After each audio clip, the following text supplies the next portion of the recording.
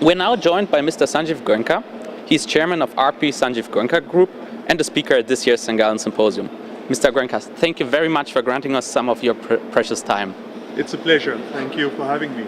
The topic of this year's St. Gallen Symposium is facing risk. Why do you think it is important to talk about risk at this period in time? It's an uncertain era that we live in, politically, economically, technologically. And therefore risk is something that has to be faced and addressed. Having worked with business leaders all over the world, do you see a difference in attitudes towards entrepreneurial risk-taking in India versus the Western world?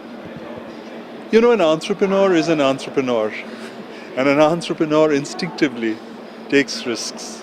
So I don't believe there is a difference in an Indian entrepreneur with an American entrepreneur or a Swiss entrepreneur. I think the environment in which the business is conducted is different, but essentially the basic DNA of the people are the same. And in every breed, in every category, you have people who are successful and people who are not so successful. In your opinion, what are the major risks that we, the next generation, will be confronted with in the next decade? Technology, for sure, it's changing now at a rate which is faster than ever before. And I think the political interference of economic decision-making is going to be a very big challenge. So, for example, you have the Australian governments and the Indonesian governments coming forward and saying their natural resources cannot be exported to other parts of the world.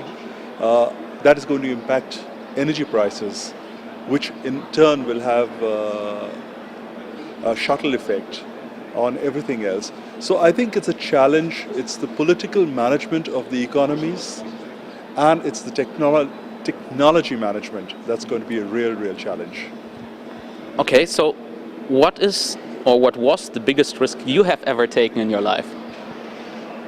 The biggest risk that I took was to get involved with a power distribution company in India, which was the first nationalization of its kind. In those days, this company used to shed power for more than 12 hours a day and was clearly the most inefficient utility in India. I'm happy to say over a period of time, it has become the most efficient utility in India across all parameters, and we have no power cuts. Thank you very much for your time and enjoy your stay here in St. Gallen. Thank you. It's been a pleasure. You're welcome. Thank you.